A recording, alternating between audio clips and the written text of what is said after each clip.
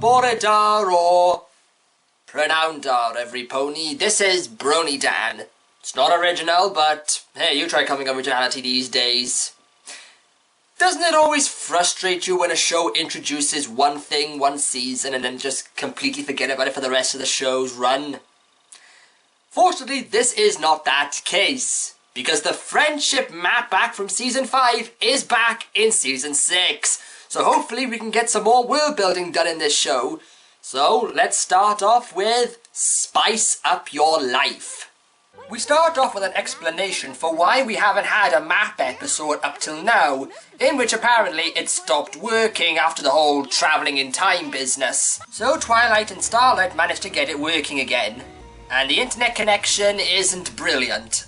Fluttershy and Twilight in Appaloosa! No! Me and Rainbow Dash in Las Pegasus! No! Rainbow Dash and Twilight in Yakakistan! No! Twilight and Twilight's castle! Twilight, can you get in contact with your future self for this one? No, it seems the map chooses Rarity and Pinkie Pie for this one. Okay, we do seem to be getting a lot of Rarity this season, as the chosen destination is Canterlot. So they arrive in Canterlot, where Rarity takes Pinkie to Restaurant Row, a selection of high-class restaurants which all have the rating and approval of one zesty gourmand, whose taste in food is non-existent. Seriously, these things look as if they have no flavour. Maybe it's because I can't stand fancy restaurants where they charge you more for half of what you can pick up for free at the salad corner at the Harvester, but I completely side with Pinkie on this one as she decides to choose the restaurant instead, which leads them to an Indian-themed restaurant. They're gonna be in a surprise when they find out who's out back. Doesn't the blood rush to your head, sir? Doesn't the Eastern flavour come rather expensive? Doesn't the blood rush to your stomach? And hey, we get a new character, Saffron Masala, who does seem to be quite the eager pony. We have a curried oat cake. We'll take one! And a grass sandwich that has been marinated overnight in a mustard Dijon dressing. How can we say no to that? And for you? I'll just have a korma. Get out. Oh, and we have her father, Coriander Curry, who seems to be a bit of a pessimist about the lack of business. Wait, hang on. So we have a parent and child dynamic in which the child has visions on how to improve their lifestyles and business, while the parent doesn't want that and instead feels that it's all a waste of time and is very cynical about the whole thing. This is like a tame version of Steptoe and Son. I know many would see it as a stretch in comparison, but I could totally see some resemblance between the two. Coriander's cynical attitude does put me in mind of Albert, whereas Saffron's vision and ambitions would fit well with Harold's output on life.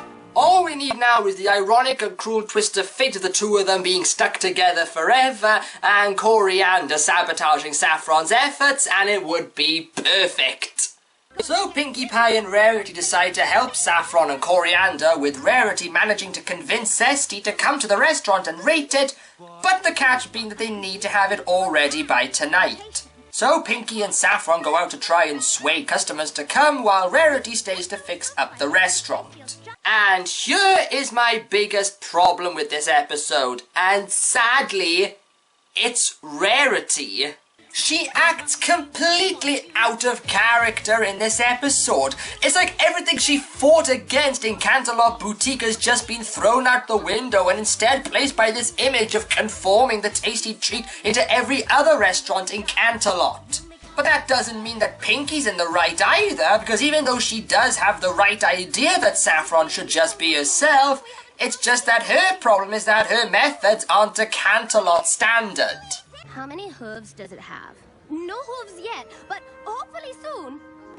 Well, when it gets rated, let us know. Stuck up bitches. Well, of course, when they get back, they find out that the tasty treat has been completely redesigned, both with its interior and food. This is what we must cook if we want to succeed here. I'm just waiting for Saffron to say this.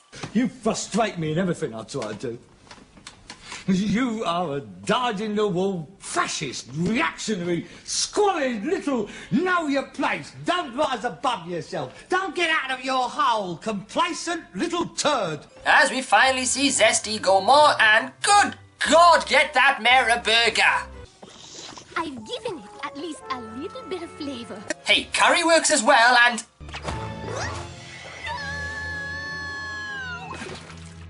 I think we are done here.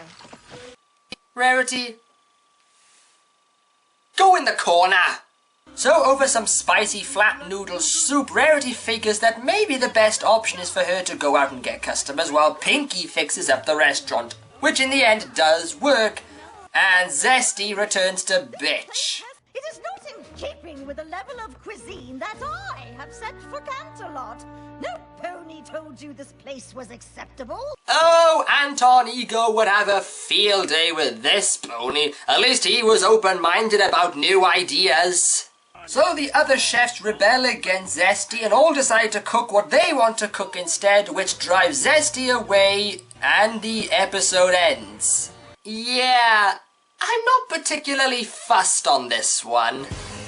Maybe I'm in the minority on this one, but there was just something about this episode that really rubbed me the wrong way. Rarity especially frustrated me because it just seemed to go against her character in my opinion. Zesty just felt one-dimensional and bland. But then again, I liked the relationship of Saffron and Coriander, and the message of critical thought and opinion was interesting.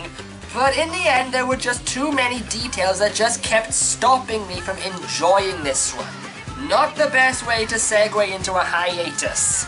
Yes, you heard me right. We're getting another hiatus this year. Don't know how long this one's going to be, we'll just have to wait and see. But that doesn't mean this channel is going to be stopping like last time. Tune in next time where I will have a special treat for you. A top 10 double bill. Well, this is BronyDan saying, Nostar.